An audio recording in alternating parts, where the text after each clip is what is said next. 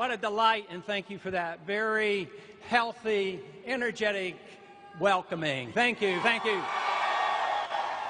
Our campaign is all about freedom, prosperity, and peace.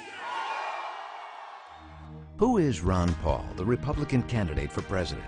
Ron Paul served his country as a flight surgeon after the Cuban Missile Crisis. As a young doctor, Ron Paul worked nights in the emergency room of an inner-city hospital, taking care of everyone, whether they could pay or not.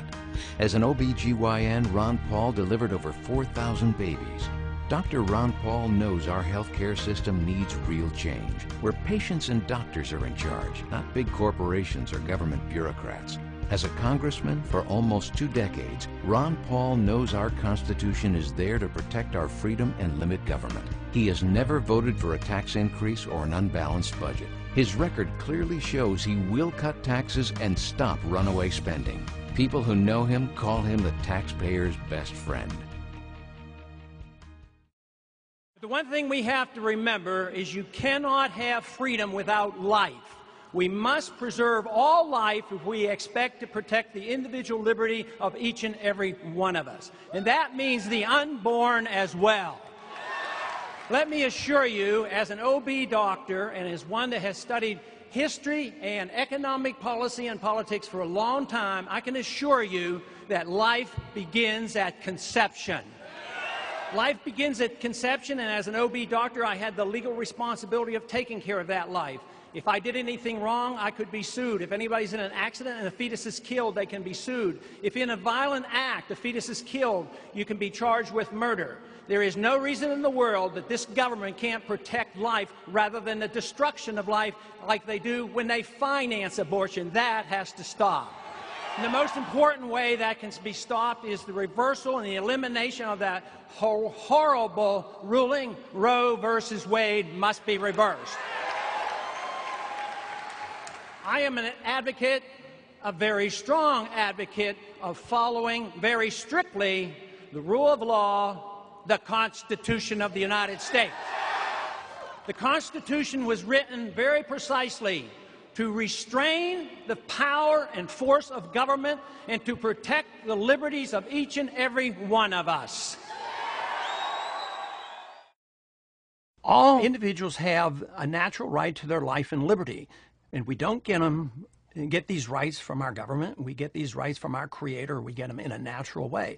The only purpose of government is to protect those rights, never to limit those rights in any way. The government has no rights. Sometimes they'll ruin a court case and say it's in the interest of the government we have to minimize the right of the individual. I find this very annoying because the government was there to protect our rights. Take, for instance, the issue of privacy. The government should be protecting our privacy. And what's happening today? Since 9/11, we've had so many laws passed that have undermined our privacy. At the same time, what's happening to government is more secretive than ever before. But the purpose of a government is to be open to the people. The people should have control of the government, but we have it reversed. Government too often now is undermining our privacy. At the same time, it's becoming more secretive. It is true that many businesses now have information on us, and sometimes we give it to them voluntarily, and that is okay. It'd be all right to give our information to the airlines or to the telephone companies. But what is bad is when these businesses voluntarily give up this private information to the government, sometimes with very little force or even with a search warrant. They give this information out. Those companies then violated our right. They shouldn't be doing this.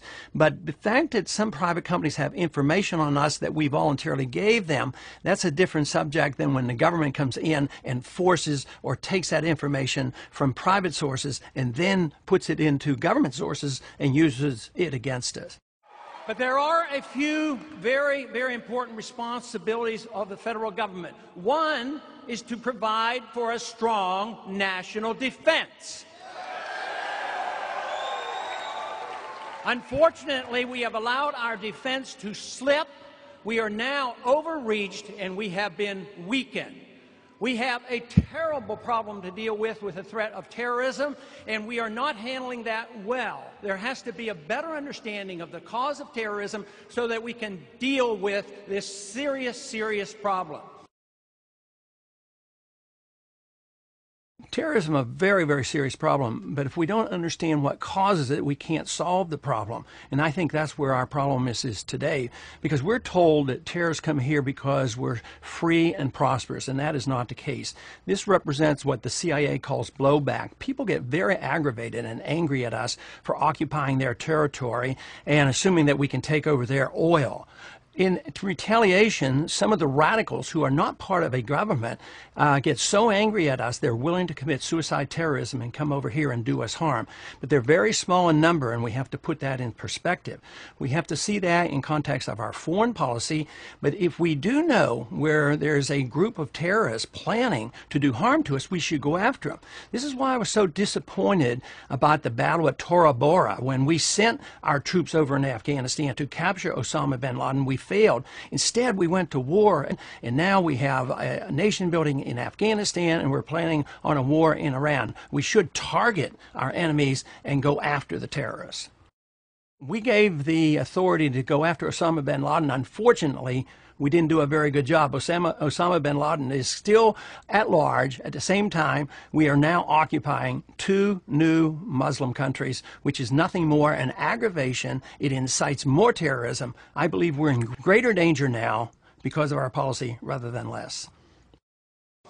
I think 9/11, quite frankly, could have been prevented if we had had a lot more respect for the Second Amendment. The gun issue to me is a very important issue. I think most people, or at least a lot of people in this country, recognize the importance of the Second Amendment.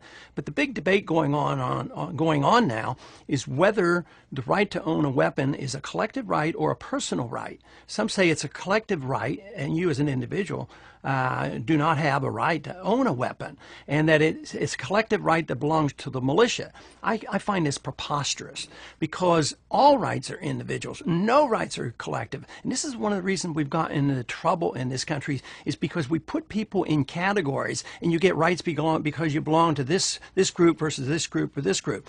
Everybody should have equal rights because they're an individual, not because they belong to a group, and they should never have less rights because they don't belong to a particular group. Rights have to be individual.